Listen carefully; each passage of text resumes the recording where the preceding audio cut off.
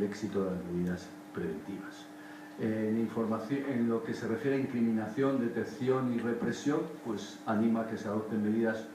contra la corrupción de funcionarios públicos nacionales, extranjeros o de organizaciones internacionales públicas,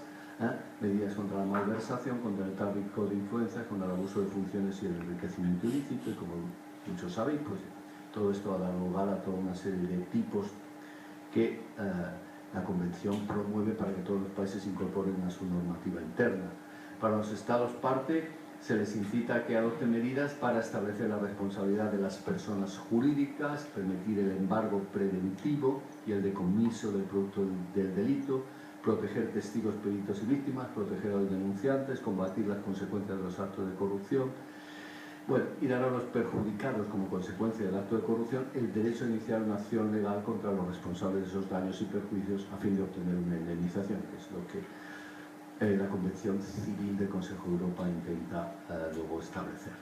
Y luego se pide que se creen órganos especializados en la lucha contra la corrupción para la detección y la represión, que se fomente la cooperación con las autoridades, entre las autoridades encargadas de hacer cumplir la ley. En fin, me salto esto porque yo creo que lo conocéis perfectamente. Sí es importante que el capítulo 5 trata de la recuperación de activos. Su restitución se convierte en un objetivo fundamental de la Convención y en este sentido el papel de las instituciones financieras es muy importante para la identificación de los clientes y de los beneficiarios finales de los fondos obtenidos y de los fondos depositados, etc., ¿no? Y luego deben establecerse programas de formación específica y aplicar una asistencia técnica más amplia. Bueno, ¿qué es lo que se ha avanzado en España? Pues, aunque luego algunos lo tratéis, se ha avanzado bastante en varias cosas. Una cosa que se ha avanzado, como muy bien sabéis, es que por fin se ha establecido el delito finalmente de financiación ilícita de los partidos, se ha introducido el decomiso ampliado para intentar recuperar parte de los activos, se han introducido reformas en el Código Penal para castigar más gravemente los delitos contra la administración pública, los delitos de corrupción, se ha establecido responsabilidad criminal a la persona jurídica. Bueno, se han hecho avances en ese ámbito. Lo que no se ha hecho es formular políticas coordinadas en la materia, ni se ha dado participación suficiente a la sociedad civil en la lucha contra la corrupción, ni tampoco se ha evaluado periódicamente el cumplimiento de todas las medidas que se están adoptando, con lo cual ahí tenemos un problema obvio cuando empieza uno a analizar qué se ha hecho en la materia. Muchas normas, pero después pues, todavía falta evaluación, falta participación ciudadana, falta una política pública de lucha contra la corrupción, una política holística, coordinada y coherente, ¿no? Exige la creación de un órgano también, o de órganos que luchen contra la corrupción. Aquí se dice, bueno, tenemos la Fiscalía Anticorrupción, pero es un órgano de represión, pero no es un órgano de prevención. En Italia han creado la Oficina Anticorrupción, que es un órgano de prevención claramente de la corrupción, pero aquí no tenemos tal órgano de prevención, sino tenemos diferentes órganos con muy poca protección, como la Oficina de Conflicto de Intereses, que como sabéis es un órgano del Ministerio de Hacienda con rango hasta ahora de Subdirección General y ahora de Dirección General, dependiente jerárquicamente del ministro, que no puede hacer nada en esta materia. Con lo cual tenemos ahí un problema. Luego el Banco Mundial también ha estado estableciendo toda una serie de medidas que no voy a destacar, porque son en general las medidas del Banco Mundial, lógicamente son medidas esencialmente para aquellos que reciben fondos del Banco Mundial a través de unos sistemas condicionados en la ayuda, y han considerado que la corrupción por fin era un problema importante, porque no hay que olvidar que Transparencia Internacional nace porque hay personas en el Banco Mundial que están insistiendo una y otra vez en que la corrupción es un problema esencial para que el Banco Mundial cumpla adecuadamente sus funciones y nadie les hace caso. Entonces se sale del Banco Mundial Peter Eigen y entonces crea Transparencia Internacional. Bueno, el Fondo Monetario Internacional también insiste en que una adecuada gestión del gobierno puede ofrecer mayores incentivos y posibilidades. Una inadecuada gestión del gobierno puede producir incentivos a la corrupción, y ello va en detrimento de la actividad económica y del bienestar de los estados, y por ello crea la guía para una buena gestión del gobierno y la lucha contra la corrupción. Es decir, los organismos internacionales, todos ellos están insistiendo en esta materia, unos con unos objetivos, otros con otros, pero bueno, ahí está. Finalmente, el Consejo de Europa y el Greco, en la conferencia de La Valeta del 94, ya los ministros europeos de justicia consideraron la corrupción como un problema importante, como una amenaza para la democracia, y en consecuencia, a partir de ahí se crea el grupo multidisciplinario en corrupción, bajo la responsabilidad del Comité Europeo de Problemas Criminales y de Cooperación Legal, y lo que tiene que hacer es examinar qué medidas pueden ser susceptibles de ser incluidas en un programa de acción internacional, ¿no? Y en noviembre de 1997 adopta ya los 20 principios guías de lucha contra la corrupción, esto es del 97, entiende que hay que asegurar la independencia de los órganos encargados de luchar contra la corrupción, asegurar la incautación de los bienes productos del delito, evitar que las empresas o personas jurídicas puedan librarse de su responsabilidad criminal por los actos, etc.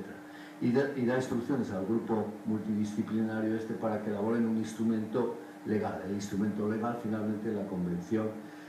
Criminal, la Convención Penal de lucha contra la corrupción.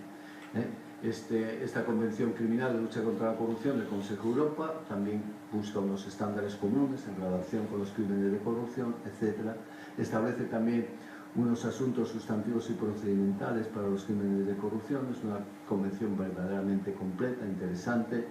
en la cual, bueno, se busca la armonización en Europa, da bases para que luego se desarrolle una mayor cooperación en la lucha contra la corrupción, no solo entre los países de la Unión Europea, sino también entre los países que están integrados en el Consejo de Europa, etc. En mayo del 98 se crea el Greco, que es el Grupo de Estados contra la Corrupción, y se invita a los Estados miembros y no miembros a incorporarse al mismo, y con la condición de que empezaría a funcionar a partir de que haya 14 estados en el Consejo. El 5 de mayo del 98 ya se creó el Grupo Greco con su constitución efectiva, y a partir de ahí ustedes saben que ha empezado a hacer una serie de informes muy interesantes sobre el cumplimiento de todas las medidas vinculadas a la Convención Criminal, a la Convención de Derecho Penal del Consejo de Europa. Ahora en 2015 se está finalizando la cuarta ronda de evaluaciones sobre el cumplimiento del convenio. Está la fase en la cual ahora está trabajándose sobre la corrupción y las medidas de prevención de la corrupción para miembros del Parlamento, jueces y fiscales, ¿no? El informe sobre España lo pueden encontrar en la web, es de enero de 2014. Luego está la Convención Civil sobre la Corrupción, que España no ha acabado de firmar, porque ciertamente, o sea que no ha acabado de ratificar, perdón, porque ciertamente establece unos recursos de derecho civil para la compensación de daños provocados por actos de corrupción,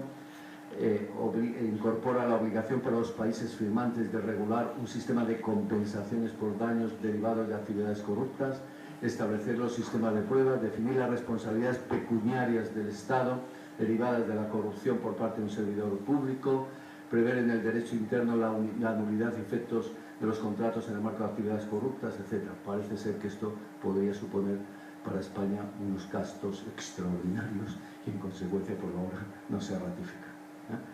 En fin, y luego ya en 2000 se aprobó el Código de Conducta Modelo para servidores públicos, y no voy a entrar en el código, que establece una serie de obligaciones que son muy típicas de este tipo de códigos, que todos conocemos ya. Entonces, ¿qué es lo que puedo aportar yo más? Bueno, la Unión Europea también, en el tratado, el artículo 29 del Tratado de la Unión Europea, se hace referencia a la prevención y lucha contra la corrupción, como creo que el profesor Descalzo va a tratar ese tema, ¿no? Yo me voy a saltar esta parte, hay toda una serie de acciones en esta materia, y como también sabréis, se firmó hace poco, se hizo una evaluación por primera vez de las políticas anticorrupción de la Unión Europea, y este informe, que yo personalmente fui el redactor de la parte española, pues también está en la web, y se puede dar. Yo redacté una parte y luego lo que ha salido es distinto, porque antes de que se publicara tuvieron que hablar con los gobiernos, y los gobiernos estuvieron algunos,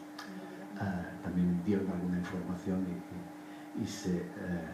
se redujeron algunas de las afirmaciones que se consideraban que no eran suficientemente fiables o no eran suficientemente objetivas. Bueno,